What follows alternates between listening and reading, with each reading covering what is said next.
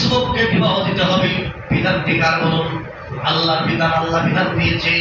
কিন্তু যদি যুবক বিবাহর বয়স হয় আর ওর মা বাবা যদি বিবাহ না দেয়, ওই যুবক শত গুনাহ করবে, এই সব গুনাহগুলো তার বাবার আমলনামা হিসাবে বলুন নাউজুবিল্লাহ। 3 নম্বর, যখন মানুষ মারা যাবে, দেরি নয়, তাড়াতাড়ি তাকে জানাজা করে কি করতে হবে? কাফন করে দাফন করে দিতে হবে, কবরস্থ করতে হবে। এটা রাসূল বলেছে। কে বলেছে? আপনি দেখুন তো, এই 3টা আমরা দেরি করি কি করি না? করি বাজার করি, আমরা 3টাই দেরি করি না।